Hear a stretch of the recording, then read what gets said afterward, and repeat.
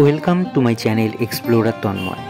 আজকে এই মুহূর্তে আপনাকে উজ্জয়িনীতে যে জায়গাটি দর্শন করাবো, সেই দর্শন করার মাধ্যমে আপনি পৌঁছে যাবেন হাজার হাজার বছর আগের ভারতের ইতিহাসের স্বর্ণযুগে। অর্থাৎ ভারতের স্বর্ণযুগ বলা হতো গুপ্তযুগকে। আর গুপ্তযুগের পরিচয় হিসেবে উজ্জয়িনী নামটাই যথেষ্ট। যে উজ্জয়িনী শাসন করতেন মহারাজা বিক্রমাদিত্য, আর যেটা ছিল অবন্তিকা নগরীর রাজধানী।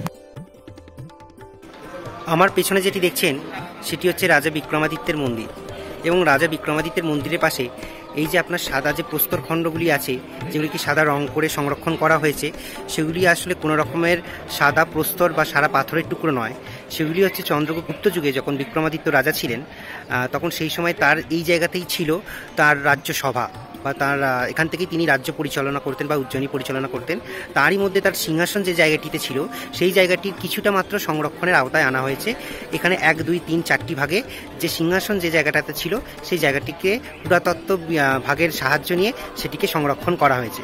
আপনারা যদি কখনো উজ্জয়ন আসেন তাহলে অবশ্যই রাজা বিক্রমাদিত্যের যে জায়গাটিতে রাজ্যসভা ছিল বা রাজসভা ছিল, সেই জায়গাটিতে অবশ্যই দর্শন করবেন।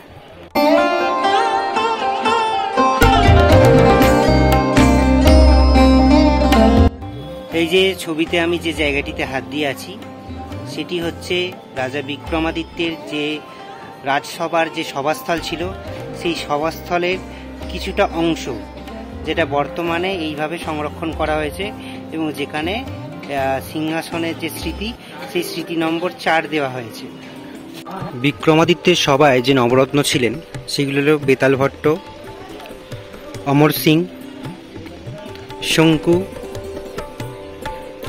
ধন্বন্তরী, কালিদাস, বরাহমিহির,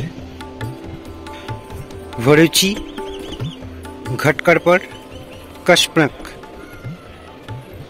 এরা হলেন রাজা বিক্রমাদিত্যের সভার নবরত্ন। আর এই যে হলেন রাজা বিক্রমাদিত্য।